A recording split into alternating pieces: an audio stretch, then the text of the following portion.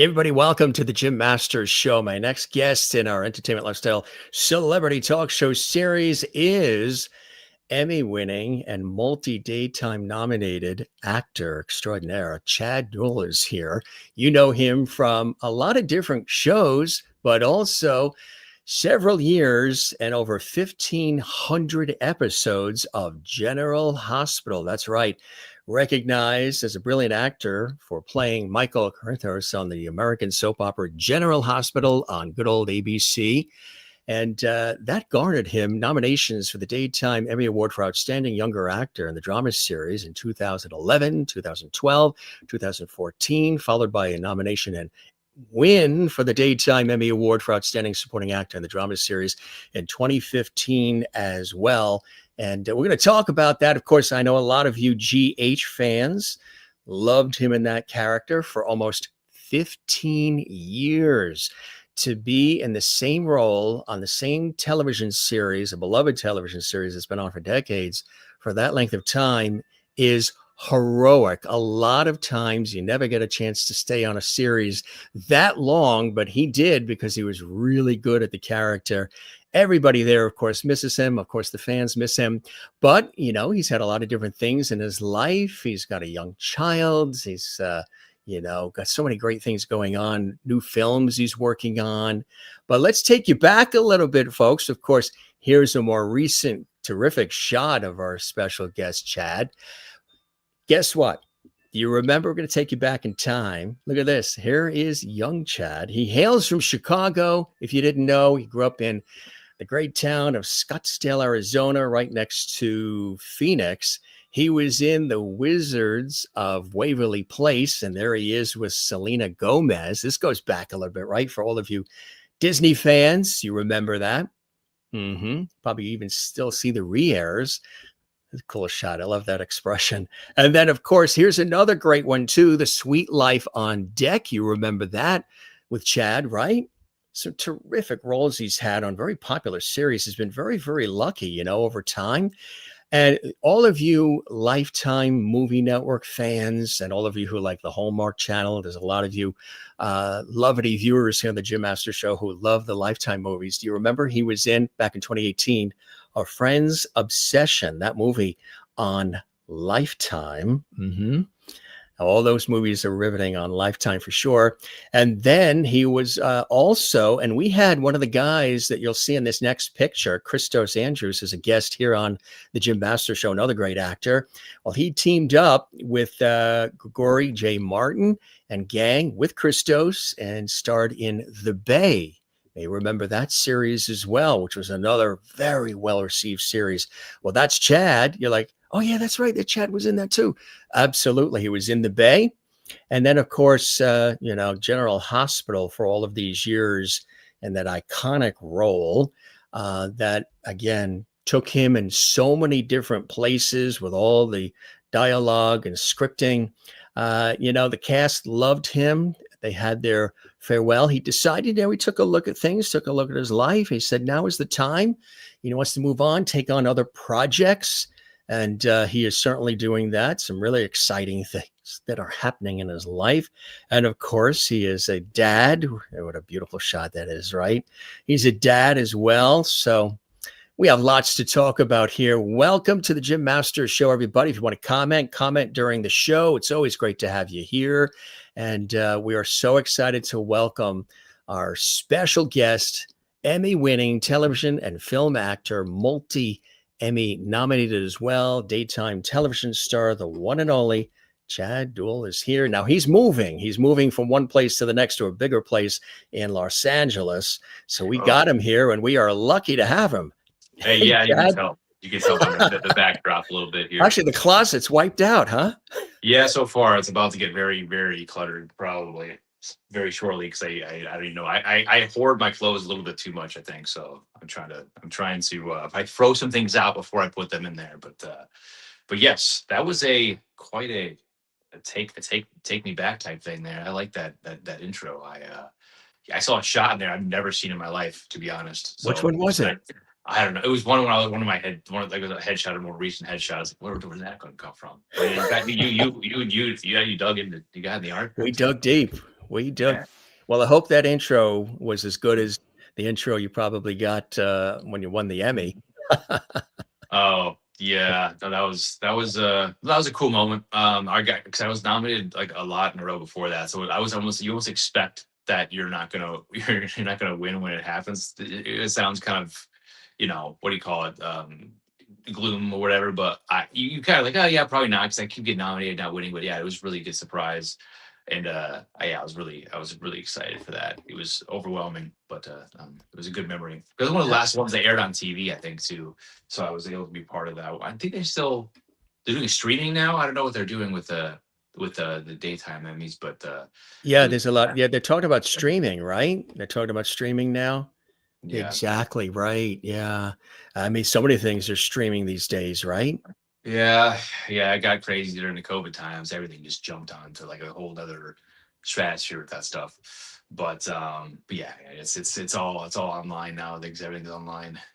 Yeah. Exactly. Well, you've got some cool things, projects that are happening, films coming out and all too. But of course, you grew up in Chicago, and I mentioned Oh, raised in Scottsdale, Arizona, born in Chicago, and then Scottsdale, and yeah, yeah.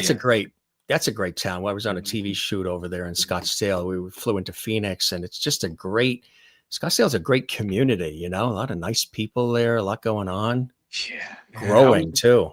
Yeah, it was named like one of the most desirable or the most desirable place to live in the country. I think at some point, like I guess, but I would live there probably if I could. Just there's so much, this is where I have a lot of things kind of going on here, so I gotta be here. But it's also gets really hot. We all know the same thing. Everyone always talks about Arizona and the heat, but it's real. You got to just go A to B because if you're outside and like it gets like 120 degrees, you'll basically, turn to a crisp. So you got to kind of get into your car, go to your destination, get in your car, pump the AC. But regardless, besides that, it's a beautiful place. Yeah, good people. So I was very, yeah, I was blessed to, be able to grow up there. But at some Yeah, point, so I might like a place there or something. you might want to go back. Right, exactly. You attended Mountainside Middle School and Desert Mountain High School in Scottsdale, right? Yeah. And you played Yeah. football, and then you also Well, dove into theater. So yeah, so that whole story was well, I guess my freshman year of high school, the idea of being an actor like came to me, and I've told the story a few times. It was like a lightning bolt hit my body. It's like, oh whoa, that's what I'm supposed to do. Like, when your destiny kind of like hits you at once, like holy crap, what is this? I was watching a movie and just thought about being an actor. It hit me. And then I was like, my passion for wanting to play football kind of died down. And I was just like telling my dad, like, what I wanted to do. He wasn't happy about that, because he wanted me to play football all the time. And I was enjoying it as well. And I was really good at it. But yeah, it was an overwhelming pull to be an actor at that point. And I got into theater and in high school and I just loved it and just became like just I don't know, I just fell in love with it back then. And so yeah, Yeah, just doing the theater and getting involved, and it was really cool. So that's how it all kind of started. But I love football. I kind of wish I would have stayed in football at least throughout because I still enjoyed it. But who knows? I could have gotten hurt. I did get hurt a couple times, so it's well, fine. it's who had a similar trajectory of what you just said. Started out in football, but he was in Florida, and then there was an injury, and went into theater and became a huge star. Burt Reynolds. Oh, really? It was the same trajectory, really. Yeah, he was a football player and a star football player too, but was also involved in theater, and then boom, went into acting, and look what happened. That career that he had, Burt. And people always So tell me that I have the same laugh. Me and Burt Reynolds have a similar laugh. It's very high pitched, kind of like the different laugh. Yeah, that's funny you bring that up, but I've gotten told that before. what does it sound like? Uh, Oh, no, no, it's very high. I don't know how to describe it. It throws people off. It's like, what the hell? Like, I heard people what? say that all the time. A couple of fire alarms and car Yeah, alarms go off. something like that. Yeah, he did. Right. When you looked at him, you were like, here he is, behemoth. But then the high pitched laugh, yeah, I think exactly. yeah, they add this little charm to a little bit of like I don't know, innocence, but like, yeah, it didn't match everything else. But yeah, no, he's awesome though. But yeah, I've been told that a So few when you times. pursued the see, there's that Baranos connection. You moved to Los Angeles and landed that role in the hit sitcom The Life on Deck. How did that all happen? How do you go from, you know, football and theater in Scottsdale to then when you move to LA being noticed, of course, lots of auditions, right time, right place, and all, and talent. But what was that magic opportunity that got you cast in that? Well, I remember when I came out here to do I was going to New York Film Academy out here. I left high school my junior year and I got a GED. You know, it's not a good lesson for the kids, you know, stay in school, but I hated school to be honest with you. But I did leave. I got my GED and then I got into this New York Film Academy out here. It all happened so fast. It's like it was like destiny because how quick everything lined up. And then yeah, after New York Film Academy, I got a manager. Manager got me an agent, and then just I started getting a lot of callbacks for different things. And it's like, oh, you know, this is good. But yeah, about a year after school, or less than a year after school, I got Sweet Life on Deck, and then I got the Wizards thing, and I was like on the trajectory to start doing like Disney kid stuff, and then yeah, no, that was a cool experience though. But then right after that, yeah, again, I ended up working for ABC the whole time. I was doing Disney Channel, then Disney Channel, then ABC, which is owned by Disney. So I was like, I've been in the same company for a very long time. That was Right. like, yeah, Sweet Life on that. Sweet Life on, I mean, Waverly Place is the most fun I ever had. I was like just acting like almost like Jim Carrey out there. I was having a blast. I really Yeah, was right. looking forward to That's a coming great back. shot right there. Yeah, I wanted to keep playing this character, but it was towards the ends of the season. But I would have really loved to make him if he was a reoccurring character on it. That would have been a blast. He was so much fun to play. And you were But working with, of course, Selena Gomez, who's had a wonderful career since too, huh? well, yeah, she was known, but Yeah. she's a whole different level right now than even back then. But yeah, that was fun. I mean, she was fun to work with. The whole team there was fun to work with. They were all just they were all just having fun. It was like big kids. The Sweet But Life on Deck too, another popular one. I was mentioning that to people, and they're like, "Oh yeah, that's right, he was on that too." I forgot yeah, because you're so known for General Hospital, like some almost 15 years, yeah, 1,500 episodes. crazy. But going back, yeah, huh? Yeah, no, I was yeah, Sleep on Deck was one of the first ones I kind of did there. It was a fun audition. I just kind of was just being goofy in there, and then it's just, yeah, I'm glad it all worked out. That worked out. It was with the Sprouse twin, Dylan and I forgot Dylan and Cole Sprouse. That's right. Yeah, those they were on there, and yeah, I had a blast doing it. All that Disney stuff was so much fun. They're just their personality. I just vibe really well there. Both those teams out there. So and then I Absolutely. did that, then then GH, geez, yeah, when you say 1,500 episodes, that's crazy. It was a long time, but also went by very fast. Right, exactly. So was it a smooth transition from that to then the soap opera world, daytime drama world, or what was happening in between? Or did they notice you from that and say, hey, he'd be great for this role in General Hospital? No, no, I got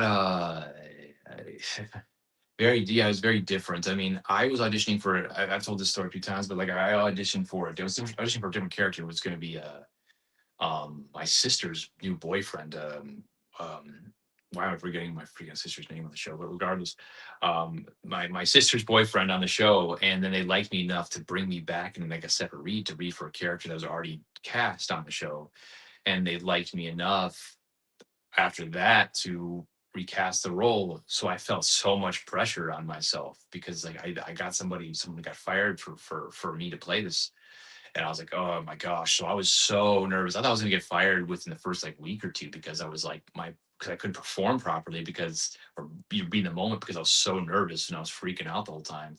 So I eventually kind of I found my groove, and I'm like, thankfully, then it all started kind of clicking a lot easier, a lot better, and I was more in it. But yeah, it was nerve wracking. My first day, I almost threw up. I sweated through two shirts. I tell the story, and I was wearing the other person's clothes, which were way too small for me. So it was a whole thing. My pasty white legs were like hanging out. Like, they're way too short. So Yeah. yeah, it was bad. It was not a good first like little bit of time there, but I just I got through that fire. I learned a lot about myself there. But yeah, that's how I started. Yeah. So, how did you focus? One of the things they say with all these TV series is, and especially with soap operas, daytime dramas, as they call them now more, um, the memorization of the dialogue. We've had Mhm. several, daytime stars on the show here, and there's some that I know in New York from Another World and Guiding Light and some of the others over the years. And, we've talked about the fact that a lot of times the scripts and a character like yours are so pivotal for so many years. Big scripts, lots of dialogue, lots of scenes, and you're in there and you got a lot you got to get done. How do you, how do you focus the memorization, all of that? Because they say if you survive a soap opera, a daytime drama, you can pretty much do anything in the acting world because it's so intense. Yeah, no, because it's like it's like back in the days, it was always hard, but it was easier probably because at least when I first even started the show, at that time you had a little more time. You can go on set, you can run lines on set, and they'd say, "Let us know when you're ready." Like when you feel good to go. But then, shortly after that, then it just became like, we got to go, we got to go, we got to go. So like, you got to, even if you have 50 pages in a day, you need to, you got to make sure you know everything you're saying. And and if you don't, then yeah, everyone might get a little upset because you're delaying everybody getting out of there.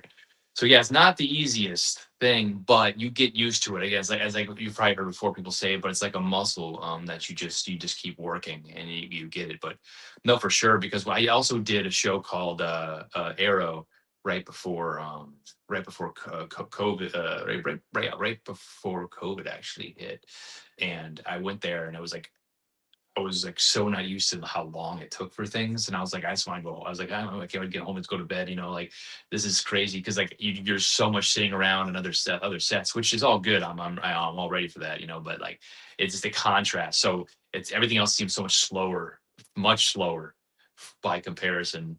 But so that I guess that's a good thing. But I also like to be able to have the time and talk things over and it be a process that we collaborate on as opposed to just go boom, good, take it next, next scene. It's also fun to really talk it out and like go over these things and have a creative process. So it's a double-edged sword to a degree. Exactly. And are you able to, because, you probably like high energy and movement and what's next and where we going, what's happening. And sometimes, like you said, you have to just pause and you're waiting for them to, get the next scene set up or other people are doing their lines and you have to wait. Uh, what's that process like? Just remaining calm and relaxed and just waiting. Again, that would be something that you would get used to um when you're doing that all the time. Like you get used to a new pace. I was used to a fast pace, then I would get used to I would in the future get used to a slower pace. But yeah, it just depends. I mean, if you could be on GH, for instance, you can get there sometimes like, I don't know, 7 in the morning and you leave at 7 in the morning, you leave at 9 in the morning. You're there for like an hour and a half, 2 hours because your scenes are like 1 and 2 and then you're done for the day. That's rarely ever going to happen on, when you do prime time or something like that, because you probably just a lot of waiting, getting ready, and like this whole process. It's like a machine, really. That's the best way to describe it. But yeah, on the slower sets, like, yeah, you just got to find a way to stay active, stay ready, and not kind of like just kind of start just, I say, dozing off, but like get your energy gets sunk too much. You got to find ways of keeping yourself up, of all What the was way your in and around. So routine? that's What the are some challenge things you there. would do? How did you keep yourself up? I think you How did you keep yourself up I think and you muted motivated? yourself. Yep, we're still there. Yeah. Did we? No, we're there. Yeah. Can you I got think your sound you're on muted. your end? Did I do something? I didn't press anything. But you hear me now? You're muted. No, yeah. Let's try something. How about now? Nothing Let me there? see if I did. Did I do something? Maybe yours went out? Let me try this. We're done, everybody. But no, my stuff says it's on. What did I do?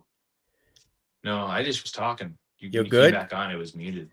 Can everyone else Y- hear you? I don't know if everyone else can Yeah, hear you. they hear me, but do you hear me? I can't hear you now. No, huh? Your sound, maybe your sound went out because You can hold up the hold up, I'll words. do sign language. Yeah, no, this I'm looking at the audio levels. The sound is good here, and then Yeah, I you can't say hear something. anything. I don't know what's going on. You can hear me? Yeah. Oh, damn. I don't know why I So can't hear you. maybe headphones or something. Let me see Sometimes if I that. can find a pair. Yeah. Hold on. Hold Yeah, on yeah. a second. Because they hear me and you Uh, hear me. But no, wait. Yeah. How does it work? They hear no. me and they hear Well, you. oh, there you are. There you are. There you are. I hear you Oh, now. we there? Okay. Wait, no. I There just you are. heard. Wait, I heard briefly. I heard a word come in, and then it Did went you away hear again. me now? Yes. I heard you speak briefly. So you did Ah, something where you came in for a so millisecond, and then it went away. when you left, you heard me. But when you came back, you Now I didn't. can't. I heard you say one word, then it went away again. What is going on here? um, Apologize to everybody no. listening. Yeah. But I'm talking to you from my. I thought I had headphones here. It's all right. We're live, but we can edit this part out. Somewhere. This is The the audience entertainment says they hear both. part here. These are the Let's wonderful turn it things on about and live, which Chad headphones knows. And in this chaos right now. um, I thought I yeah, had a everybody. pair I'm somewhere. seeing all these comments coming in. I hear you both. I hear you both. Kathleen hears us, and I'm super professional. Jerry, you're super professional. While See, I you're don't know what's moving, going on. I don't they know what's happening. everybody hears Am us. I able to like re-enter, or how does See, that work? I hear you Oh, somebody both. says they hear us Oh, both. so it's maybe it's the headphones on your end, maybe, Yeah. or If I something. can find, I'm trying to find my headphones. Yeah, I'm wearing. You can see I'm wearing shorts with my nice shirt. Yes, right. So he's in the process. If you're just joining us, Jim Masters here. You got it? I don't know what just happened. You're doing something where I can hear you. You swiveled your chair. I guess that was the magic. Is there a wire or anything that you swiveled over, maybe, or something that came loose? No, I don't know what happened. That's so But strange. you hear me now, right? I can hear you now. Let's hopefully this stays this way. Nobody That was weird. move. Nobody express. We'll just be like, Yeah. yeah. Well, fortunately, the audience was hearing everything, which is great. Good, yeah. Just so you know, we just want to let you know that before we went live on the air, everybody, Chad and I had that all planned. That was just a routine. See, Yeah, we no, just wanted to fine. test to show our viewers that under duress and all circumstances, we are true professionals, right, Chad? We Thank you pulled for it that. off. Yeah, that The was whole thing was fantastic. planned. Great execution. Well done. Exactly. You could just throw it at him. He could throw it at me, and we catch it. Um, well, you're like I said when you weren't able to hear me. I said you're in the process of moving, so you're lucky if you can even find where the toaster is at this point. Yeah, I do. I know I have headsets. I think I was moving things around in here. I don't know words. I don't even think about that now. But yes, I am in the process of moving. It's a headache for sure. You don't realize how much stuff you have until like it's mainly the junk. It's the things that you don't really need. There's things that you look at and go, I might use that someday, and you never use it. Those are the things that are the most annoying to move. The big stuff can be easy, you get movers, but those tiny ones where you got to shove in bags and boxes all the Mm-hmm. time, that'd be a little much. Are you a But yes. collector? Do you have a collection of anything? Okay. So you see what's happening is every time we switch back to this camera, the audio seems to go away. We got to find a different camera. For some reason, it's doing it whenever you go from that and then to this, then it kicks back in again. You hear us I'm now? very not happy about that. Gosh dang it. Oh, you think it's your Hopefully it camera? kicks back in. But we just say more about the process. Yeah, I sold my place somewhat recently, but I moved not too far down the street. And the main thing that's a problem right now is the fact that one of the reasons I wanted, not the main, is one of the perks was I wanted to move away because I had so many mosquitoes in my backyard. Every time I go out there, I get my ankles destroyed. And then I finally was moved here. I was like, all right, finally away from the mosquitoes. First day here, I'm getting swarmed. So I just think I feel like my hatred for them is just making them want to like attack me even more. But they're all over the place. Oh, I hear you now. You hear me now? Yeah, I don't know. I don't know. It's some weird time. Sometimes when you go from there to cut to this, like it just the audio just drops for a bit.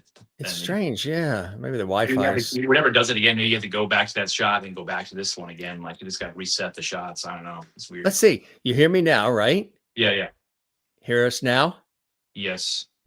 And you won't hear us now when it's just you, Okay. and because it's just you.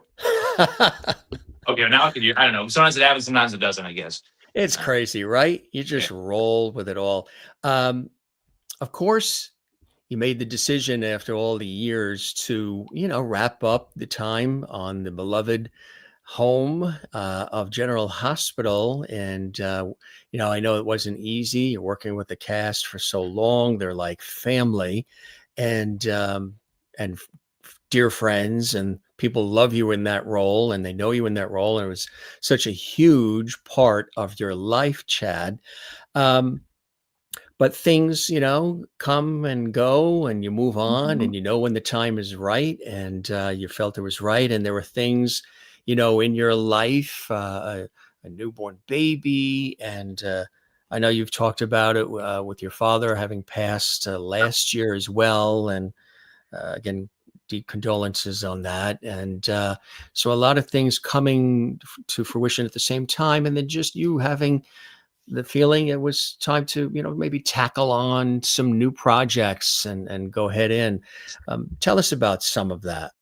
Oh yeah, I mean, really, a large part of what I wanted to do was just have a bit of a reset. I feel like I've been kind of on the same comfortable, safe path for a long time, and you start to get a little um, burnt out, and your passion and everything. It's like you need to kind of find a way to fill your cup back up again because it was kind of getting on a little bit empty. That's what it felt like. On top of that, I was just things going on in my own life, and I just needed to clear my head and like he's saying reset. That's really what it is. I felt a little bit like I don't know, creatively, artistically. I wouldn't say flatlined. It was just more. It just felt like routine more so than creative um expression like I crave, I guess. But that's anyone's that's my own a lot of times it's your own way. You got to find it yourself no matter where you are. But sometimes you need to kind of take a reset to find it. And some people can do it in the same place that they're at. Not everyone is the same, and what I needed to do was just yeah, yeah, step away, reset, find my reason for why I wanted to do this in the first place again. Like really like just fall in love with things, fall in love with and passion and go through some stuff, go through some um like this just get uncomfortable, like it's so necessary to get uncomfortable at times because that's where you figure things out and that's where you grow. And I feel like I was kind of avoiding that for a long time, and I finally kind of like, all right, I gotta change my habits, change the way I've been carrying myself, and just rediscover my drive, my love, my passion, and that's what this has been. It's been very necessary, and I'm glad I did that. Were you running yourself ragged? Were you always just running and going and trying to accomplish things and do 100 things at once? No, that's the problem. That's what I wanted to be. I feel like sometimes when you in a comfortable position and you feel you get sometimes you can get to a place you just feel like you're just I wouldn't say uh coasting, but that's what it kind of feel like. You're just kind of, oh, this is working, so I'm just gonna keep doing it this way. But it's like, no, like let's try this, let's try this, let's do this, let's do this. Like, but sometimes when you have that comfort, I don't know, a word to say, like a comfort blanket or something, a weighted blanket, something like that. You gotta kind of no, I have to shed all this stuff that's making me so overly comfortable, and I gotta get uncomfortable, and I gotta go, like make myself, force myself, if you will, to grow, and not just be the same person for more and more years. So that makes sense. It all makes sense to me and what I feel. But yeah, it's very stepping into the into the unknown, but it's also that's where adventure really lies. And like I said, because this also this is, this is my story, my life, and so it's time to like actually start making a good story as opposed to just the same pages over and over again, if that makes sense. Was it a decision that you had been thinking about for a while, or was it something where you're like, okay, now's the time? Because I know it wasn't you've expressed previously, it wasn't an easy decision to just pull away from that beloved General Hospital, but was it easy, or was it something you were planning and thinking about or rolling along? Yeah, sometimes a lot of people sometimes in those rooms they talk about it. They just talk about it a lot, just so people can like. Some people they just talk about it so people could hear them talking about like, yeah, I'm thinking about this, but they never do it. But like, I knew deep down it wasn't just that I was like I've been talking about it, but I knew that it was a necessity. And just knowing, I mean, I was blessed, very blessed to be there as long as I have. But I knew that it was a necessity for me because I wasn't like, I wasn't giving what I knew I can give the last like year or two or so plus, I don't know, there. But also it was just like I said, the way I was feeling made it not as difficult. And just knowing what what I know is in store for me, it made me more just like at peace with it. But it's still the hardest part is walking away from someone who's been like a family to you for so long. It's like huge chunk of your life. So I knew a lot of people. I kind of grew up, with a lot of people there. Um, but it's just your soul needs what it needs, in your heart, I know it needs what it needs, and it needed this. You know, you never say never. You could always come back as the evil twin or the long lost brother. You know how it works with the soap operas, the daytime dramas. You go off a cliff, but then all of a sudden you've had facial surgery and you're Yeah. back as the long lost cousin or something.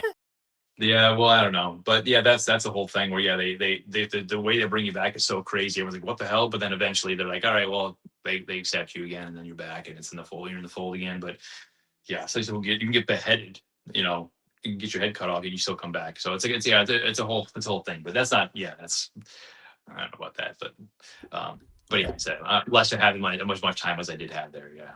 Exactly right. Also working on some new films too, which is kind of exciting. Tell us about that. Yeah, well, the one I have coming to shooting next year. Well, first of all, a large period of when I stepped away was kind of literally stepping away to recalibrate, and now I'm starting to get back out there again like that. So it's like right now, actually, Bruce Reisman, who you interviewed on here before, Oh as a yeah, right. he's directing a project that I'm be working on about a guy who's basically the premise, the main heat of it all is that he gets into a motorcycle accident with his buddy in the back seat, and my leg gets destroyed under a bike. Where we're kind of in the middle of nowhere, and I'm down like a ravine, and my friend though is blind, so my friend basically has to try to save me when he can't see anything. So it's me trying to talk him through this whole process when I can't even move. Wow. It's a whole it's a really well written. Well written. He's writing it as well. No, he's doing really good. It's going to be a great project. I'm very excited about it. Oh, Bruce, yeah, he's very creative, isn't he? He's always coming up with all these unique ideas, and he was a guest on our show as well, and we had an epic conversation just about his life and his background and all the cool things that he's worked on and the projects he's worked on as well. Which Yeah, he's had a cool life, man. He's had a crazy life. He's been through some stuff, but yeah, he's doing some of his best work right now. So that's awesome. so you're in the midst of filming it now. No, it's pre-production right now and getting everything situated, but probably early next year, or yeah, probably early next year. That is cool. Another one coming up probably after that, but we'll talk about that when the time comes. Not, but there's more. There's still things getting hammered out there. Exactly right. A couple of Oh, it people. did it again. There you go. Oh my God, Joe. How about now? Ah, jeez. It goes. Well, I don't know what it is. I'm going to say it's not me. I hope it's not me, but So it's always when it's some camera angle. Should I move my chair again? Is maybe move the chair. Yeah, maybe when you move the chair, you clap. Right, the clapper. Let's try Clap doing. on, Let's try to clap go to my off. solo shot again, and then maybe Try here. bring it back around. Here's his solo shot. But yeah, well, anyway, well, I can keep talking too, but I don't know. Wait, I just answered that full thing. But yes. Oh, there you are. You hear us? Yes, yes, there you are. How and you still hear us now, right? Okay, there we go. Good stuff. Another act. Well, like I said, there's some beautiful things that have happened in your life too, Chad, huh? Yeah. Congratulations. That's so Yeah. wonderful. You Yeah. know? That Look at that cool shot, huh? It really changes the perspective on everything, doesn't it? I mean, it's so beautiful. Congratulations. Yeah, I tell this about, talked about this before. Like he was obviously Dawson, our son. It was unexpected, came out of nowhere, but I knew it was necessary at the same time. Like I was freaking out and stuff, but like, yeah, he's just such a bright light and a purpose. Gives you much more of a purpose in life, something bigger than yourself to take care of and to put your energy towards. It's again ultimate growth right there. Putting others before yourself, and that's kind of what he's been. But yeah, he's great. He's goofy, he has a fun personality. He's 2 now. He's in that terrible 2 kind of stage. He's tough to put down to sleep, but he's just very funny and expressive, and he's a blast to be around. And I'm so excited to see him grow and get him involved in different sports and things like that. So I think he's going to be an athlete. I'm going on a whole rant about it now, but yeah, I do. I'm excited to just all the stages, coming up. But yeah, he's an awesome kid. I'm very lucky. We're very lucky. Congratulations. Absolutely. Yeah. You mentioned we were talking about beforehand the passing of your dad, which of course is a life-changing event. That really gives you time to pause and rethink, and because that was one of the first major losses you experienced in your life personally, right? At that time. Yeah,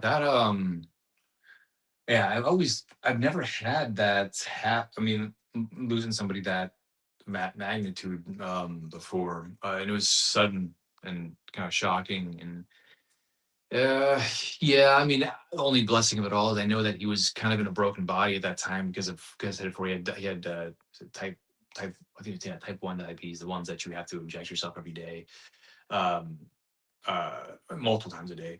But yeah, he's he's out of that body, which is a blessing. But at the same time, it's hard, you get used to this, when you pick him up the phone and you want to talk to him about certain things, and like you might still have that instinct, but you can't do it. It's like and also just not feeling you have the closure, and it's been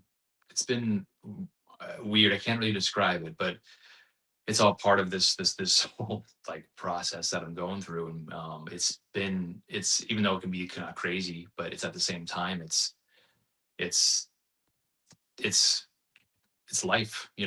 I just want, yeah, I mean, I have many great memories with him and I think about him all the time, but yeah, I'm you know I'm I'm I miss talking about football and stuff like that. We used to, because it's during football season and stuff. We usually always, talk to each other about that or fantasy football or something. But yeah, we haven't done that. Yeah, we obviously can't do that now. But maybe someday. I mean, in the future, when I'll see him again. We'll talk about that stuff. But for right now, yeah, it's been rough. But at the same time, I'm at peace knowing that he is out of a broken body and into, is in a much better place. That helps, Exactly. but Yeah. it's still hard for us. Yeah. Absolutely. Yeah. Again, all positive Oh vibes to the man, I family. wish I could hear what you're saying right now. Yeah. I really do. How about now? Can you hear us now? On It's that like, note, can oh you hear us man, now? we just got to talk from this one frame, not give me a solo shot. I think when I switch to solo shots, that's what it is. That I still can't hear. When it's all on Just talk you. like from Yeah. this angle. Can you, how about now? That's so weird. I think it's just I gotta. I'm gonna try it. Probably no. Go Probably to my the you can go to my solo shot again, and then maybe we probably can try needed that the again. When you were talking when I was in my solo shot, it kind of came back around. probably. Try How about now? yeah, because it is a little that now works. So it kicks you into gear then. I don't know. It's very strange. It's crazy, right? It's just making us guess and work hard. Have you had an interest in producing and directing and writing as well over the years, Chad? But that's actually something that's recently I'm kind of wanting to do more of. Like kind of hit me like yeah, like just like short stuff or something like getting people like-minded people like around be older around my age or whatever like that just actors directors people and just creating some things and sending them out like because it's just fun being in control of your own stuff and yeah, that's something I've been more interested in, just getting maybe a team together and really creating some like just passionate people coming together to just just create. And yeah, so that's been something I want to do. I'm probably gonna just that those thoughts actually just very recently have been coming up in me because I'm just like it was just an exciting thought. So I'm gonna I think I'm gonna be leaning into that more recently. So yeah, I'm down for all that. I don't directing. I like directing is this can be tough. I have a visual thing. I know what I would like to have happen. I can explain it. So I wouldn't, but just directing every single thing, that's a whole that's not what I'm as interested in. But like I like the creative process. Yeah. Which is awesome. There's some folks who are watching too, since we're live. Chad Duell is here. You know him from many different television projects and film, Lifetime Movie Network, The Wizards of Waverly Place, and of course, General Hospital, and so much more. You also had mentioned Arrow, which was more recent as well. That was a cool project to be a part of, huh? Oh yeah, that was really cool. That was fun. It just the timing was to well, yeah, it was for a backdoor pilot. It was gonna be a new kind of pilot spinoff. Didn't get picked up at the time, but like but still like I did that, then boom, COVID hit kind of like we were rolling right there, and then I got COVID hit and kind of like everything. Yeah, the whole industry shut down right there, right there. Hmm. But that was a fun project. Really cool experience. I played this evil guy that was basically blowing up a building. It was pretty fun. But yeah, it was in Canada. Went down to Canada for that one.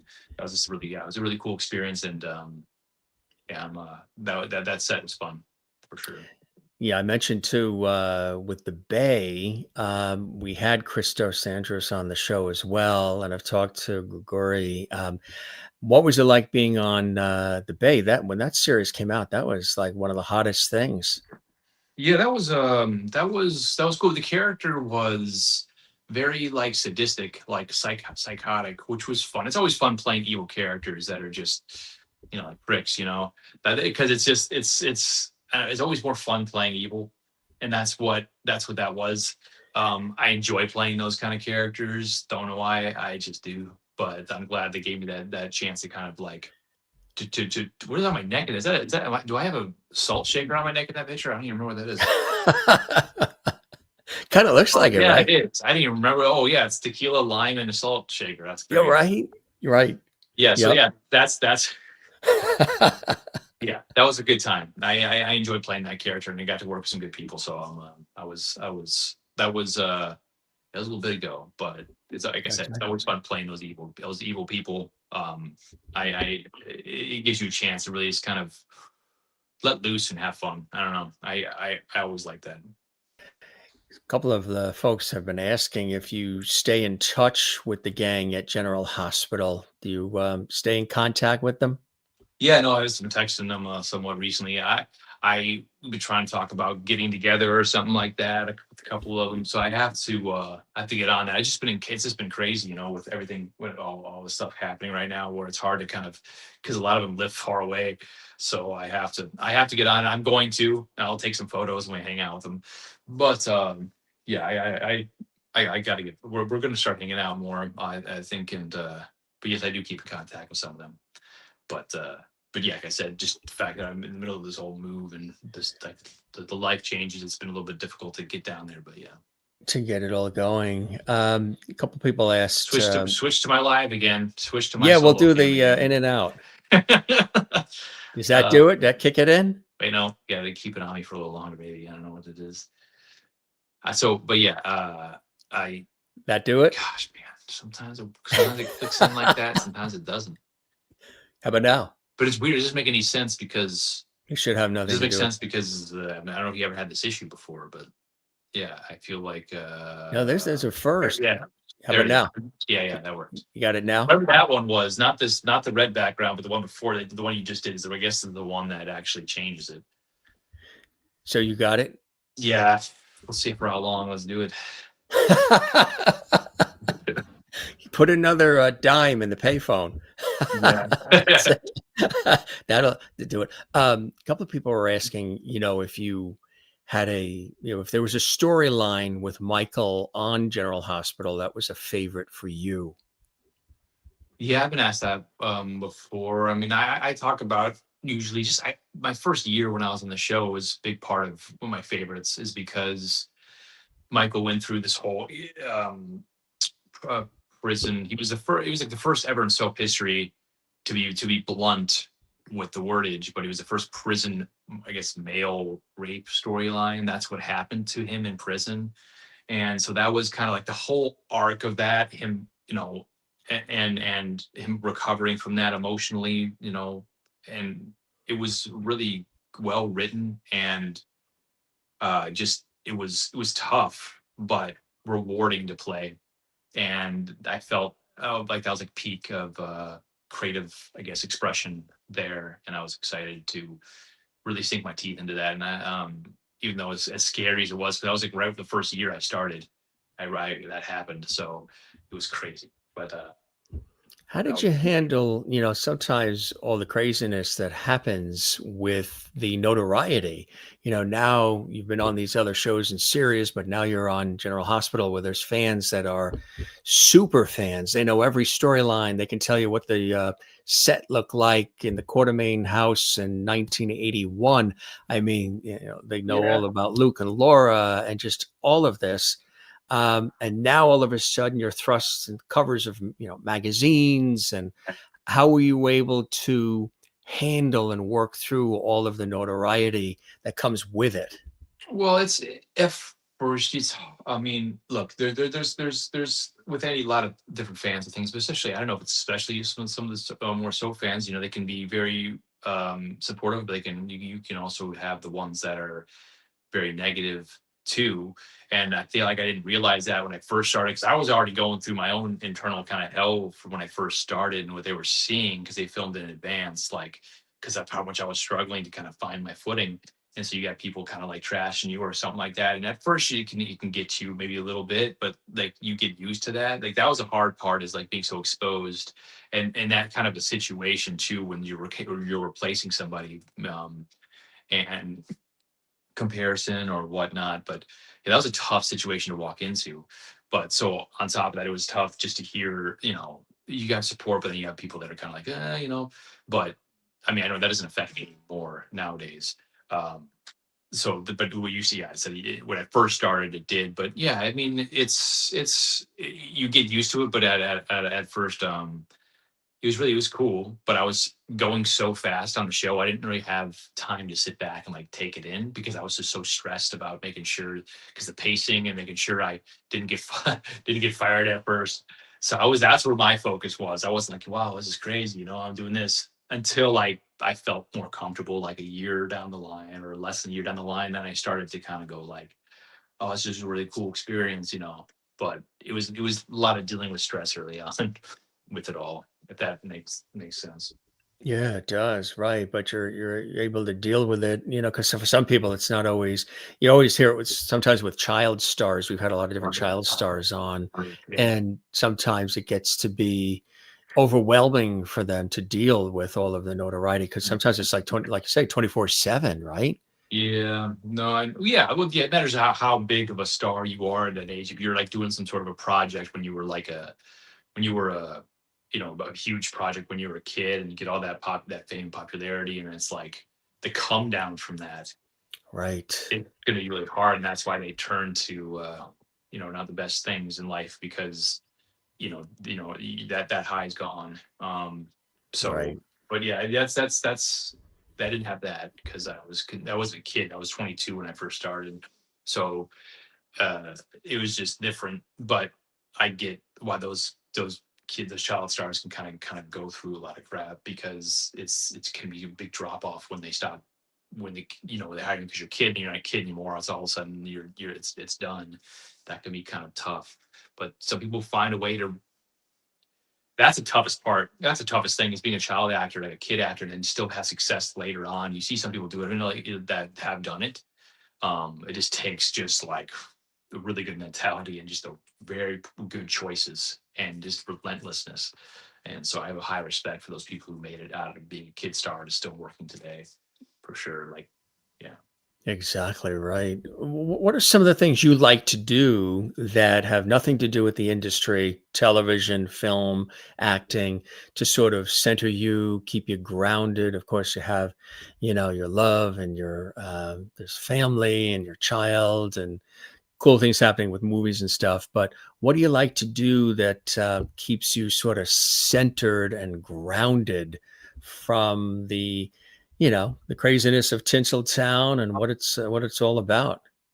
Being the best thing to do is to be in, like, I had this experience where I was kind of feeling, you get a little overwhelmed by just like I said, I was in the process of moving. My place made me feel claustrophobic because all the kids, we have a big dog, a small dog, a cat, two people, and a kid, and it was like, and you just kind of uh, sometimes when you do have you're overwhelmed or anything like that, you try to find things that can distract you. Your distractions can be positive. Your distractions can sometimes be destructive. And but like what I've realized is I went to like the beach, and it was a strip. There was a part of the beach. It was like a restaurant. There's a part of the beach that had like hardly anybody there, and I was just kind of standing there and it was quiet and like sort of dolphins started jumping up out of the water and it was just blissful peace. And I was like, did you think what I like to do or what brings me makes you centered? Really, I would say something like that. Just being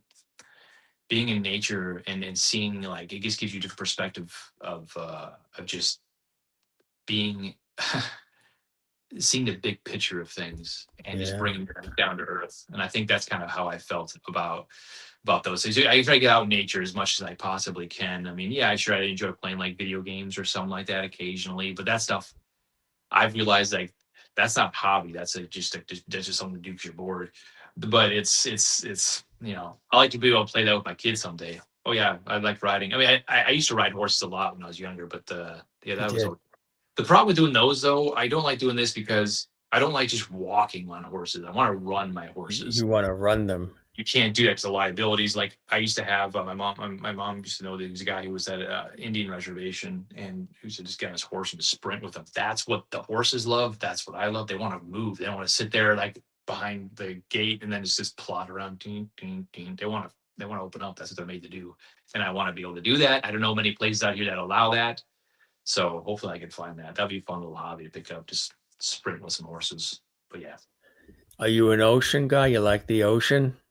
Yeah, as I say, yeah, Yeah. I like the Yeah. ocean. My favorite, I mean, like I love the ocean. I love rainy days. I grew up in Arizona, so when it rained, that monsoon warm rain and Yeah. like thunder, it was so beautiful. That was my favorite thing. It's that smell of the desert with just like that warm rain. LA rain sucks out here. It does because it's just cold rain and it just makes things flooded and people drive terribly and it's a lot more traffic and it doesn't rain very long and there's not many thunderstorms. It's just rain. But I like thunderstorms, and like Arizona's or the Texas and all those kind of things, and they have them. I love those.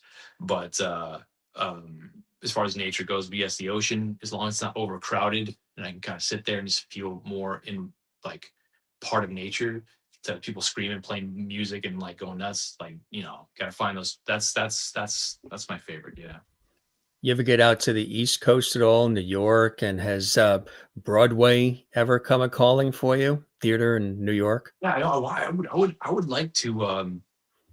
I would like to do some theater. That's been something I've been thinking about too more recently. But Broadway, I don't know. I mean, I can carry a tune fine, but at the same time, it's untrained, and it's if I were to go in front of people and start singing, it would be like 1/5 of what I could do because I'm nervous. So it's all going to sound like crap.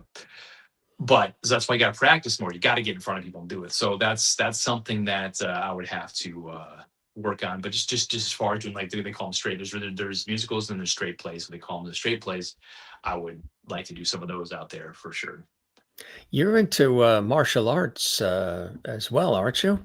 Yeah. I've been doing ever since I started the show. I've been liking mixed martial arts, doing kickboxing, boxing, jujitsu, all that kind of stuff. But I'm gonna start getting. It's been a break since I've done. I just kind of practice it like on my punching dummies and stuff. But like now, but I used to go to classes. I'm gonna start doing them again here soon as well. Those are all some new things I'm gonna be doing. But yeah, I love doing that. It was something I picked up on pretty easily. Like whatever, it just kind of felt natural to me, and I really enjoy that. It's like the jujitsu aspect is like kind of like doing like a puzzle almost. You're just trying to. It's like it's physical but also mental. It's like a whole thing, and I like doing workouts that you're doing an activity. It's a lot of times as opposed to just walking on a treadmill or doing something. Like you wanted actually doing something kind of fun that you're also getting a workout. That's kind of why I like it as well. I'm the same way, yeah, as opposed to standing in just one place doing the same thing. Yeah. I like to swim in the ocean and do different things, cycling, or where the scene is changing, the environment is changing Yeah. while I'm working out, and as opposed to just staying in the same spot. I get you. That's 100% how I feel. Like if I lived on the beach, that's what I'd be doing. I'd be strolling down the beach, doing runs on the beach and stuff like that. That'd be great. That sounds fantastic. Yeah. Being here, I mentioned it several times in this show, being here on the East Coast and growing up, near the water here in the New York area, you got to drag me out of the ocean, swimming, surfing, boogie boarding, sailing it, just floating in it, walking it. The ocean for me, it's a very centering place. It's just a place it's more powerful than I am. So I give the power over to it. And we have a sort of a respectful relationship between the two. I respect it and it takes care of me, but I just love the ocean. It's just something that, there's been times we've been visiting family in Florida and it's getting a little gray and these dark clouds are coming and they're like, Jim, let's go, come out of the ocean. We're leaving. I'm like, how come we're leaving? We're having a good time. They're like, well, look at those clouds. It's Florida. Those clouds come and boom, lightning. And it's a whole thing. Yeah. And I said, well, why do we have to leave? Well, it's going to rain. You're going to get all wet, they said. And I said, I'm in the ocean. I'm already wet. That's how my mom is too. Like that, we would go out when it was raining. Like whenever we pulled up to a zoo and it was pouring rain in Arizona, like everyone was leaving, and my mom and me and my brothers, we were all going in. Like what? Because we all just loved being in the rain. We would have all stayed in there. We would have all stayed there. We'd prefer to stay there in the rain. Like if it's raining outside, for instance, I want to go in my jacuzzi and like just kind of sit in that thing because like I like the element. I put a rain sound on when I'm falling to sleep at night. Like I like being around it a lot. It's just, I like white noise too. I need like a fan sound or something. Yeah. We go to hotels and I like the sound of the fan running, even if it's winter. Yeah, I always see the fan. Yeah, fan and the rainstorm. So I got this whole double dipper thing going on there. It calms the mind. It really does. Oh, I got the audio kicked out again. Jeez. How about now? There you go. You got our buddy Bruce is watching. He says, Jim, thank you for the kind thoughts. Love being a guest on your show. You're a great interviewer. Thank you, Bruce. Chad, a wonderful actor. He's become a good friend. So Bruce Reisman watching. Good to see you, Bruce, huh? What's up, Bruce? It's a small world, isn't it? Yeah, no. It really is. Yeah, so many people that are making some great comments here as well. Bruce says you described a table read of my new play with a plan to take it off to Broadway. Very, very cool, right? Yeah, we were talking about that, yeah. Maureen's in Arizona. She's actually up in Chandler. She's one of our regular viewers, and she asks, do you remember the haboobs during monsoon season? Is that how it's called? Haboobs. I Hey, mean, can in she case you're rate? just tuning in, I've heard that before, but Haboob.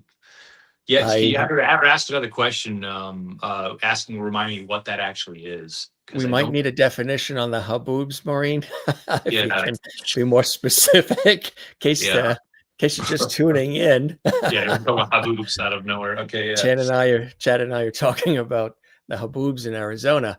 Uh, yeah. that's Chad W. Johnson said he didn't know you were in the Bay. He's still catching up on all the shows. Yeah. I forgot what season that was. Yeah, you'll eventually see it. I don't remember what season it was, but yeah. Leanne Enjoy. Harris says we love Chad, Oh, thank which is you. great. Yeah, a lot of the viewers, since we're coming live, a lot of the viewers are commenting live as well, and that they're happy to see you and that you're doing well and everything is going well for you. And yeah, Louis here says, "Hey there." Folks watching from around the world. And do you like to cook? Are you a domesticated, Chad? Yeah, no, I cook. Yeah, I enjoy that. Like making a good steak and or whatever. I make pasta a lot. Um, I just do simplicity, but it tastes good. But yeah, I started doing that. I want to get into. I got into cooking. Like probably it's a typical kind of. I don't know. It's a typical answer, but I was watching a lot of Gordon Ramsay's. Was it Kitchen Night? No, it was Kitchen Night. Was Kitchen Nightmares? Yeah, when you would go and like fix up a restaurant or something like that. But the UK versions, those are the really good ones, not the USA versions. But always it kind of inspired me. I first started cooking, and I learned a lot from that stuff. And yeah, I do cook a good amount. I'm gonna be cooking tonight some salmon and chicken and sweet potatoes, I think. So yeah. We have a foodie crowd here. Chad, you just made everybody hungry with that. That sounds really, really good. You mentioned, you mentioned for people that are acting and all of a sudden then they move on to something else or they stop or they pause or whatever. For you, was there any of that sort of sensation when you did finally take that that last bow there on set with the gang at General Hospital? Were you feeling something similar to that? Any sense of you should feel a sense of job well done. Close to 15 years and over 1,500 episodes, Emmy, multi Daytime Emmy nominated, respected. Everybody loves working with you. You left on a high note with the fans and with the network and producers and the show. So you can look back and say, job well done. But for you personally, the routine of it all and being a part of it, was there any sense of a little bit of a loss? Well, it was. I mean, yeah, like I said, whenever you're stopping something you've done for so long, yeah, you're gonna feel a little sense of a part of you is a loss. You'd be kind of like a sociopath almost if you didn't. But at the same time, it was there was yeah it was just I did feel that way. I felt I accomplished everything that I wanted to kind of generally accomplish there. So I did. I did so many different storylines and the people I got to work with, and and the friends that I've made. It was a lot, and I have very fond memories. I do. I mostly have very fond memories of my time there. But yeah, it's there is that sense. There was that sense more so when it first happened. But but again, at the same time, I just know that it's all necessary, but it's still, it still was definitely a bit of a like a shock as far as your routine is kind of changed. But that's what I wanted. I wanted to change up my routine. Are you somebody who likes to really think hard and long on big decisions, or are you somebody who says, "Hey, I'm just feeling this energy, this vibe now. I'm going to jump. I'm going to go with whatever it is in life"? Or are you somebody who really takes time to make a list, a con list, and really think it out? I think a little bit of you want to kind of combine it too a bit. You want to have the rationale behind it. You don't want to, especially when you have other responsibilities. You can't just go, "Hey, I'm going to go do this." But like you can want that, but you gotta if you really want that, you gotta make sure that the other things around that are lined up. That makes sense to take that leap of faith. So yeah, that's what I made sure of, was when I did that, that I had, thought about it for a while. So I did process it. I took my time and just made sure the things around that were in a good place for me to do this. And they were. So yeah, I'm I'm I do both. I mean, sometimes I can make a decisions. The smaller things I'll make them quicker, but the big things, yeah, I think it over for a little bit first. Yeah. When you were in that We'd role, love. I can't hear you again. how about There. now? Yeah, There yeah. you go. We kicked it in. Um, did you get a chance? Do you get a chance when you were playing the role of Michael to have input into the role, or did you just follow whatever the script was? Sometimes some can say, I think maybe Michael would go in this direction, or he would really say this, or he would operate this way.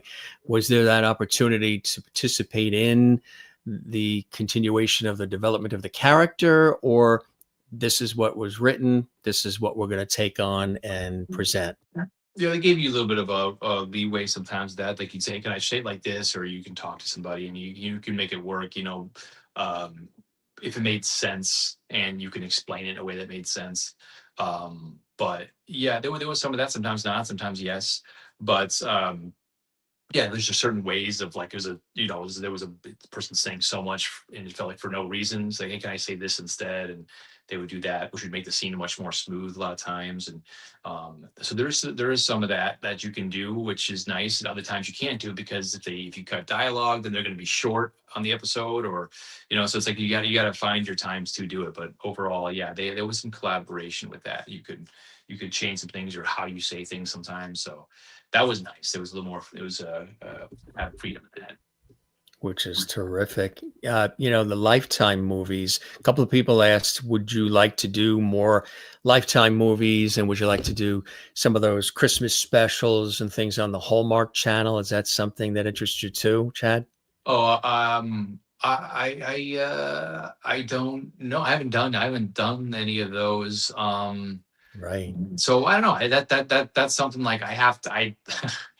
There'd be factors in that too. I like know who I'm working with, and, like, who's involved and stuff like that. It could be fun. But yeah, I haven't thought about that much. But if the opportunity comes along, and yeah, it makes sense for sure.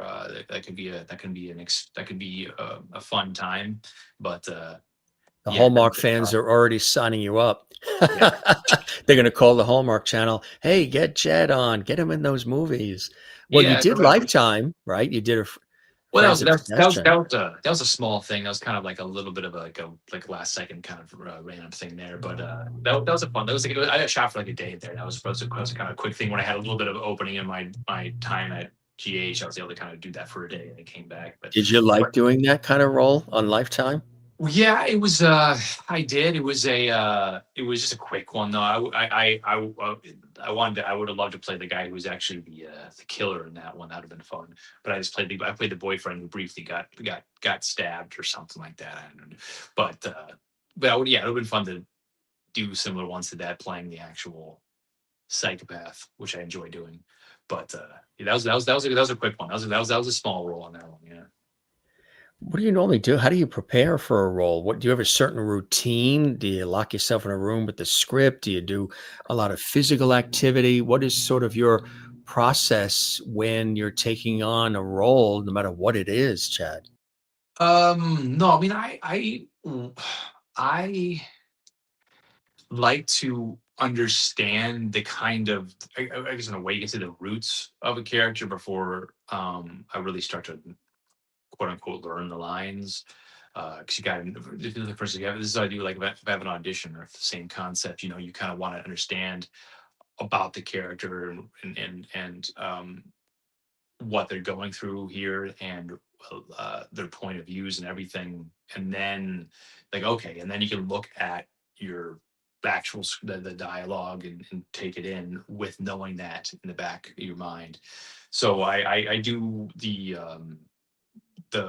the background, as you say, work first, and then I absorb everything else.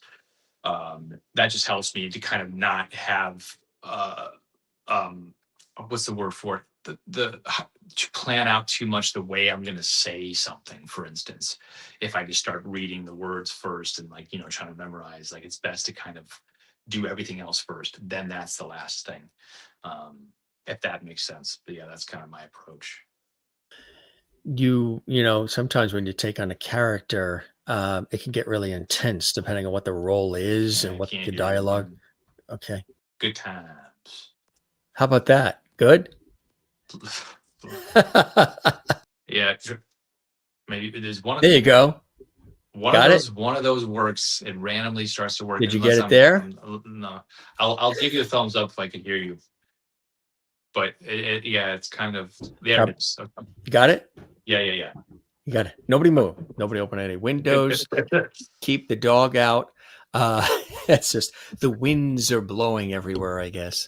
What I was saying is, some of the folks we've chatted with, and just in general, people, if you have a role that's really intense and it really takes a lot of your mental fortitude and your time, um, even playing the character of Michael almost 15 years, you get to really get involved with who that character is. But how do you separate yourself from the character? Because I know some people have said they get so deeply involved with the character they're playing that they almost absorb that character into who they are. How do you leave it on the paper and then move on? Well, yeah, if you're on set and that's happening, that makes sense, because you're always in the zone. When you go home, I mean, it's a different. You kind of have to. You need to make sure that you kind of like brush it off as best you possibly can to give yourself a mental reset. So you don't burn yourself out completely. But yeah, I mean, the day of, it's more for me about, it's just like when there's something really, really heavy, it just sucks the energy out of you completely. Um, when you have to do a lot, then you're just like, oh my gosh, I need a nap afterwards. But that's how I feel when I'm doing that stuff, because it kind of can zap you. But then you kind of like, you find that passion, energy, keep going and keep going. But it's just like, yeah, it can take a lot out of you. But that's what we do. That's part of what we are, our jobs, and why we love what we do, is to be able to really go to these places and affect other people. And yeah, so it comes with the job. But yeah, it can be pretty taxing. It can definitely zap you. But that means you're doing good. That means you're actually giving yourself up to it. So yeah. Is there a role that's out there that you have your sights on that you would love to play? I mean, somebody said you should play a stalker. Oh, thank you. That's the best. That's the nicest thing anyone's ever said to I me. mean, Leanne says that he should play a stalker. Leanne Harris. He's duly noted. Chad has taken those notes. Yeah. Yeah, no, no, that's the things I know kind of the genre, the realm I want to be in, or I feel like I will be in is yeah, I like the sci-fi genre a lot. I mean, I would like to be in that. Sci-fi is great. Yeah. Horror films. I watch. It's weird. I like horror films, but I get too freaked out watching them a lot of times. Yet I enjoy them. It's like this weird. It's like sadistic. I don't know what that is. Like I got to go watch it, but I'm like, okay, I don't want to watch this. I don't like being scared. I don't like being jump scared. But yeah, I'd like to do like horror films or series, or sci-fi series, stuff like that. There's some good ones out there. So So do you yeah, like more of the slasher type, or do you like more of the psychological thrillers? psychological, paranormal. That's the kind of stuff more for the horror films. Those are the ones I really watch. I don't watch slasher ones. Aren't really. That's more like early 2000s, 90s were kind of a lot of those slasher. Saw and all those movies, and Those were kind of cool. That was more like, that was psychological bit, but those were pretty cool. Those are unique movies. I like those. Uh, yeah, I like that. who are some folks that have inspired you in the industry? Other actors, performers, producers, directors, maybe people that paved the way, that are real legends, or others you've worked with, just people in the industry that you've really been inspired by over the years. Yeah, I mean, a big person that inspired me. I've said this before too. Was probably Tom Cruise, and the reason I say this is I used to watch him when I was like in high school before, and I was like, I would his passion and energy he brought to every role was so cool and like so inspiring. That I started just to kind of take on his personality, well, not his personality, but the way he performed, I guess, in a way, just 'cause I watched it so much. And it was just, but just in general, like the way he attacked everything was awesome. And I would say he was my inspiration to really kind of. I used to rent a lot of his movies and watch them and kind of like get inspired. Um, yeah, I do that a lot. I watched. Well, this isn't an actor, but I guess yeah, I could say these are weird choices. But I used to say I watched those. I just watched a lot of movies in general. I watched Rocky a lot as well, so I guess you can say Sylvester Stallone. But like I just movies that were about like people just overcoming things and just passionate filmmaking and passionate actors. Like that's what draws me in. What are some of those continued blessings and joys in your life, Chad, that keep you sort of moving through life and moving through all of it and still wanting to be out there acting, performing, and, staying connected with all of us and everybody that really enjoys your work and your incredible talent? You're saying what was the beginning of that? So I know how to answer the question properly. The, Oh. and he heard me Wait, that now, time. of course, He right when I heard me asked, I that can't hear time, but you he's again. Of really course. thinking deeply Jeez, about man. it. We got That's to what hold up it a is. sign It's again. Oh, yeah, jeez. some of the blessings and joys in your I life that can't hear you. sort of give you that fill your I can't cup. hear you. Right. How about now? Oh, God, yeah, I can Got it? understand. This is like the theme of the show now. Yeah. Yeah, I can hear you. No, yes. I can hear you. You got it? Oh no, I did hear you, but then you went back to my solo again. Now I can't hear you again. I did hear you briefly. How about now? Are you sure you paid the light bill in full, or he is moving, yeah, yeah, folks? okay, there we go. There we go. You There we good go. there? Yeah, yeah, yeah. I was going to say they're not starting to unplug half of the house with the light bill or the Wi-Fi or anything, are they? Since you're moving? No, no. I don't know what it is. I don't know. It's very strange. But what was the beginning of that question? So we Beginning. were talking about it's worth the wait for the answer too. Again, Chad and I had this all planned out. Um, some of those blessings and joys in your life that keep your cup filled and keep you inspired and motivated enough to want to stay in the industry, keep working, keep doing what you're doing, entertaining all of us with your great talent. Yeah. I'm Really. sorry, I can't hear you. No. Yeah, there you go. Very nice. We know what it is I guess for me to I have to for me to keep that cup full, if you will, I have to do things that inspire me artistically and creatively. And that's why I talked about how it was when I was like, younger. I'd watch a lot of movies and be inspired. That's what I know I have to be doing now, doing more so of is like is just it's like it's doing things that have always inspired you, and getting back to your roots of that. If you find yourself lost in any sort of creative field, you got to go back to what originally made you fall in love with this stuff, and try to go back to do that, rediscover it. And that's what I've been doing, and knowing, and going to be doing much more of is of doing the things that initially sparked my passion and love for what I'm doing. That's really, really cool. What would you say to somebody that's getting into the business? You've been in it for a while now, Chad. Somebody who sees you and has seen you on television, Disney, General Hospital, other things, and they're like, "Oh, he's a really cool guy. He seems like a regular guy. He's authentic. He's approachable. No airs about him." And here he is doing his thing. I'd like to do what Chad's doing. What would you say to somebody coming up who sees you?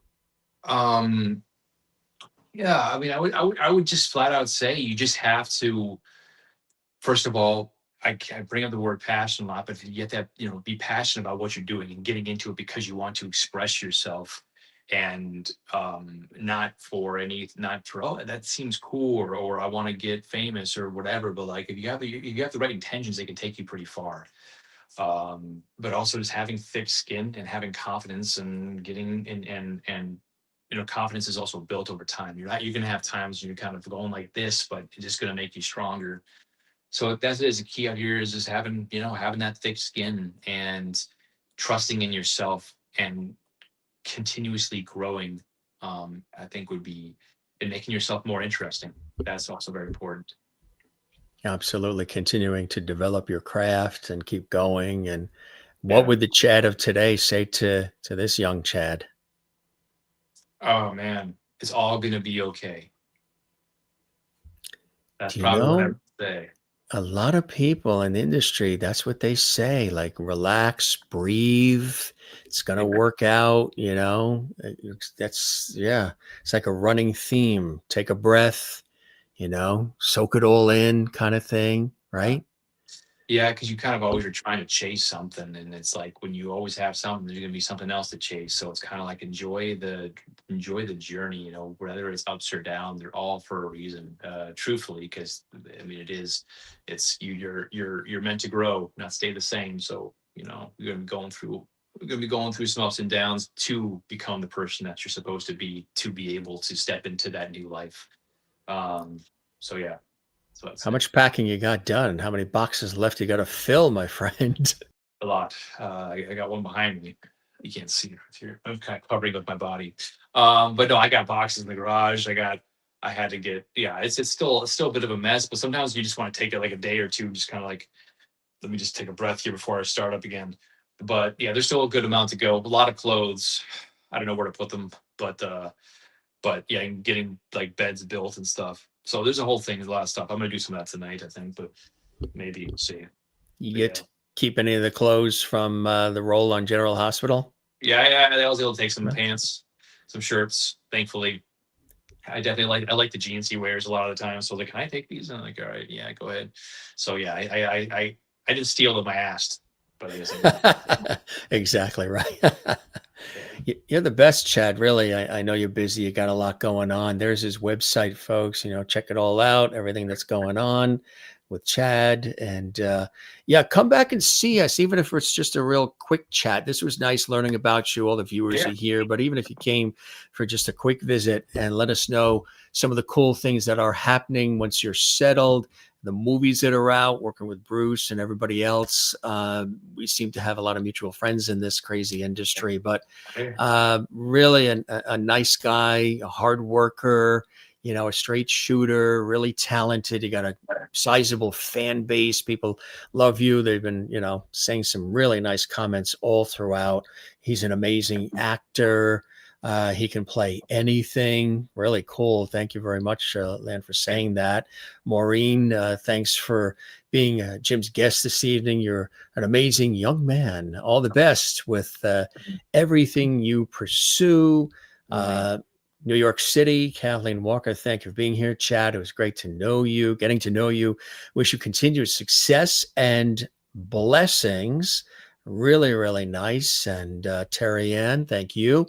Oh my gosh, guys, funny, good humor from both of us. I guess we kept them laughing and entertained with everything back and forth, which is fantastic. Leanne says your son looks like you, which is fantastic, which is beautiful and nice stuff. Yeah. Oh, Maureen, before we go, I know you wouldn't sleep unless you knew this. She says her boobs there, and thanks for answering that because Chad and I wouldn't have slept for months unless we knew what the haboobs were. Oh, So I guess it's the dust storms that sort of. oh, I don't like dust storms. No, no, no, Have no. you ever have you made it through? Have you gone through a dust storm in Yeah, Arizona? yeah, I have. You know, but there's things kind of similar. Those aren't fun. You kind of like have to pull to the side of the road, or you get dust in your eyes. That's not fun. I like the rains. Yeah, those are not the best times right there. But yeah, Those are not the best. I mean, maybe Yeah. it's for some people, but I don't know why someone like dust all over the place. But You- because I get dirty. But no, that's not my thing. But yeah. This is your thing right here. Boom. Oh yeah, there's me. That's me. That's my cowboy essence. Good stuff, right? Good stuff. I Chad, will. I again can't hear you, but I know we're getting. Well, if I keep talking, hear me now? Okay. There you go. It's like when I'm when I continuously talk and then you cut while I'm talking, your audio works. That's when I'm silent and then it cuts out. I don't know. It's weird, but anyway, yeah. I guess it was meant for you to just do all the talking and I would just You got it, Chad. Definitely. Somehow it's rigged. This is rigged. I was just saying this is a sweet spot for you. That's a place you like to be, right? And that's a nice, Yeah, yeah. cool, and I like that, and also like I like that Western stuff too. It's for our TV shows and stuff. Yeah. Kathy Jean, before we go, says, Jim and Chad, thank you for quite an insightful and entertaining interview. Fun show. Good night, lovelies and everyone. You're very, very welcome, Kathy Jean. This was fun. We had a lot of fun, and really it was terrific getting a chance to know you, Chad. Congratulations again on everything, and good luck with all the good stuff that's coming down your way. Sending you positive vibes from everybody here from New York and the East Coast. And let's stay in touch, and definitely come see us again. I always tell all the guests we keep the porch light on for them. So you're welcome back anytime, and I hope you enjoyed the time with me as much as I have with you, Chad. I had a good time. Thank you for having me. I appreciate it. The pleasure is all mine. You be well. Good luck with the move, and we'll see you again soon, okay? You take care. All right. Thank you very much. Take care. Thanks, everybody. Nice seeing you all. Thanks for the time, Chad. Bye-bye. He's got a move. He's got boxes. He's got all kinds of stuff going on. We're talking about Chad Duell. Of course, you guys know him for so many incredible things. Great conversation, right? Heartfelt, insightful. That's what we do here on the show.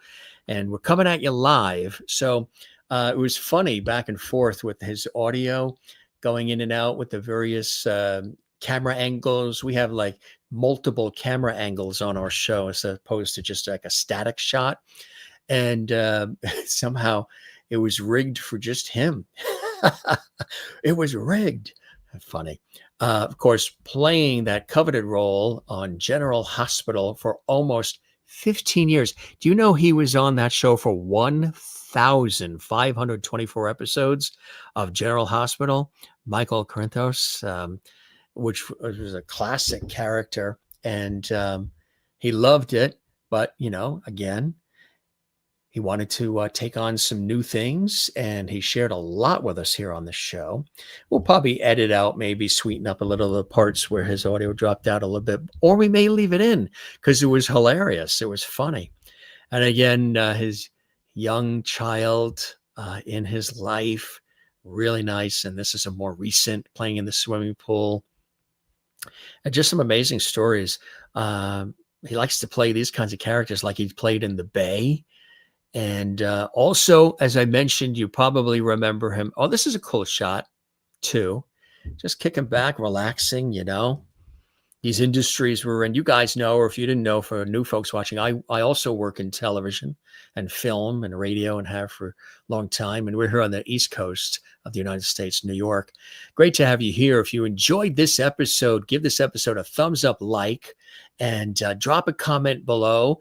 Interact with us. What are your favorite memories of Chad on General Hospital? If you're a super GH fan, soap fan, or any of the other shows he's been on.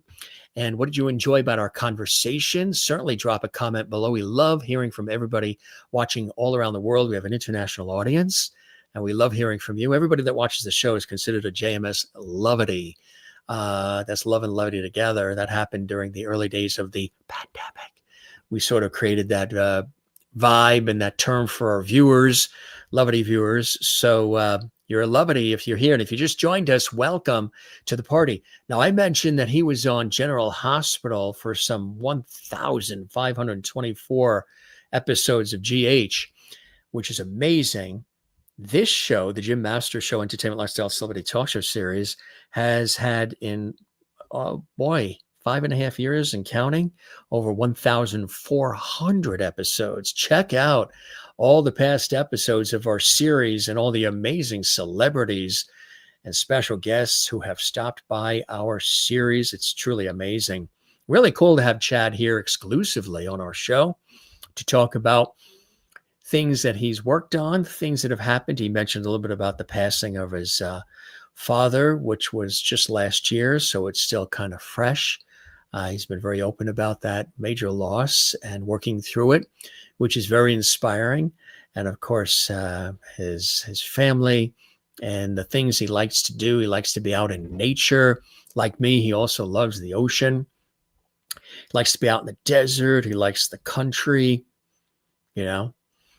It's where it's at, folks, truly, you think about these things in your life. And of course, the Wizards of Waverly Place, Selena Gomez, working with her. We really talked about a lot. He said he loved that role, kind of like a Jim Carrey kind of character. And also The Sweet Life on Deck. You probably remember that. A Friend's Obsession on Lifetime, and working with the Salt Shaker, the tequila sort of situation there, the Lemons on The Bay, playing that role on The Bay. And again, lots more to come from our friend Chad Duell here on the Jim Masters Show, with all the different roles that he'll be taking on, new movies and more.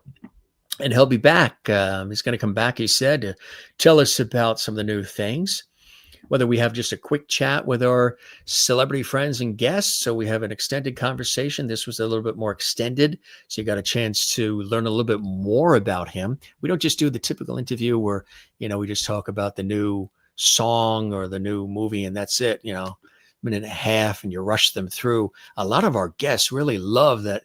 I like to take time with them so they can just feel relaxed and comfortable, not rushed. Nothing is pre-printed. I'm not reading a teleprompter. Nothing is scripted. It's a free-flowing, real, honest conversation, kind of like Dick Cavett, Johnny Carson, Merv Griffin, Mike Douglas, Regis, some of those legends of the past, as well as, of course, with a new modern vibe here on the show. Let's take a look at some of our viewer comments. I like to be interactive with our lovely viewers as well. Maureen, now we know what haboobs is. You almost left us hanging with that one. I'm glad you chimed in and you told us what that meant. I wasn't sure. I'm on the East Coast by the ocean. I didn't know what it meant. But next time when I watch the news and I see those dust storms in the Southwest, I'll know. I'll tell family and friends that's haboobs, and they'll be like, huh? So thanks for that. A lot of fun too. Chad and I had a lot of humor. It's the first time we met. Won't be the last, but because a lot of guests do like to come back on the show, and I really appreciate that. But we were playing back and forth, especially with the audio and all that, and it was terrific. It was great, and I know you guys enjoyed it. Kathleen in New York City, thank you very much. Thank you very much. And I think you did a super chat. We have to scroll back in all these comments here. Leanne Harris, thank you for joining us, and welcome to the Jim Masters Show Celebrity Talk Show family. You are here. Happy Halloween. Michelle Dunn, nice to have you here as well. And you were going to ask, was this, I don't know if you were going to, is this for Chad or is this, but anyway, happy Halloween. You love the photos. Fantastic. Merlin, happy Halloween. It's Merlin's birthday, actually. Happy birthday, Merlin. In Canada, nice to have you here as well. And you guys are really, this is nice. And again, Kathy Jean, I know you were all excited. You said you love our show. You watch all these episodes. Thank you very much. And Leanne, and just taking a look at some of the comments that have been coming in, and Kathleen. And of course, we welcome all the JMS lovely viewers and subscribers to our YouTube channel, Jim Masters TV. Don't forget to subscribe. Click the notification bell so you never miss any of our fantastic episodes. Right. When we have these special episodes, and we just did a wonderful special episode on celebrating June Lockhart from Lost in Space and Lassie. And it was really, really special. We had Kathy Garver from Family Affair on. We had John Provost, who played Timmy on Lassie. They worked with June Lockhart. It was really, really special. Last night, we talked about Johnny Carson with Mark Malkoff. We've got so many amazing people who have been here. Matter of fact, there's some incredible people that are coming up. Several of your stars and friends from Little House on the Prairie are coming back on our show. We're excited about that. Like Ketty Lester, she starred on Little House on the Prairie. She is an amazing actress and singer. And you may remember her from so many TV shows. And Michelle Lee from Knots Landing is coming on in just a matter of a day or so. We're going to have a wonderful conversation with Michelle Lee. She's all excited to be here as well. She's an icon in television and film and Broadway and so much more. Michelle Lee, we're excited about that. But, we've had so many amazing guests from television, Hollywood, Broadway, film, stage, comedy, sports, food. Check out our past episodes, gang. We've got a lot of good content there for you, and we're always presenting new episodes with amazing guests that put a smile on your face. If this is your first time here, welcome to the family. It's nice to have you here. We thank Chad one more time for being so open and real and fun. Yeah, it was really a cool conversation, and that's what I enjoyed. And if you enjoyed it, drop a comment, give this episode a thumbs up, and don't be a stranger. Come see us again. And of course, stay right there. Another great episode of the Jim Masters Show series comes up in just a moment. So stick around for that. And yeah. Oh, I got to scroll back. I want to make sure before we head out for this particular episode. Again, don't go anywhere. We will stay with you here because there's more episodes coming up. Thank you very much. Really appreciate that, Maureen. I want to scroll back because Kathleen Walker, and there it is. She was kind enough to, this supports our Entertainment Lifestyle Celebrity Talk Show series. Thank you, Kathleen, in New York City, Kathleen Walker. So enjoying getting to know Chad. Been a fan a long time. Great to meet you, Chad. Thanks for being here, and welcome to our Lovity family. And thank you very much for Kathleen Walker for her support of our show there in New York City, in the Big Apple. Really, really cool. Amazing conversation. We sort of talk shop a little bit, both working in the worlds of television. Chad, again, having a brilliant career and really, loving the ride, but he's taking some time. He's moving to a new place now. He's got, I really appreciate the generosity of his time and him being here with us, considering he's living out of boxes right now. And that could be why his audio went in and out. Maybe there's something loose in wiring or something, but it all works out. We had a great conversation, but he's moving and he's got boxes everywhere. He's got tons of stuff in the garage, a lot of clothes. And I know how that is with the clothes. Working in these industries, sometimes you got to have like a lot of different clothes for a lot of different looks and a lot of different performances and productions. And the walk-in closet at my place is overflowing, and we need to maybe go through some of that and bring it to a consignment shop or something. Got a lot of stuff, a couple of things that still have tags on them. Got to go through it all. It takes time. We're so busy. All right, gang, we love you all. Thanks for being with us. This is your host, Jim Masters. You're watching the Jim Masters Show, Entertainment Lifestyle Celebrity Talk Show series. Come see us again. One more time. Comment below, interact with us, subscribe to the YouTube channel, Jim Masters TV, and don't keep it a secret. Be sure and tell a friend. Let them know about our show. Let them know about all these episodes we've done and all these great shows to come. And we thank everybody, too, for watching this episode. It means the world to us. And come back and see us right here for you, creating more great content, more great episodes. Stay right there. Another great episode comes up. Once again, Jim Masters. Again, as I always say, and try to remember to say, love one another, take care of one another, and don't forget to do the very same for yourself. It's really important to take time for yourself. I try to remember to do that in my busy schedule. Chad tries to do it. You go do it too. Take care of yourself and love one another. And come see us again. We'll be right here waiting for you on the Jim Masters Show. Be well, everybody. So good to meet so many new people watching, too. I just want to say that. A lot of new faces. You're part of our family. Welcome, whether you're commenting or you're just quietly watching. We see you out there, and it's nice to have you with us. We feel that energy, that levity, and it's cool to have you here. So come see us again. All right, gang? Be well, everybody. We'll see you next time on the Jim Masters Show Live. Love you all, and cheers.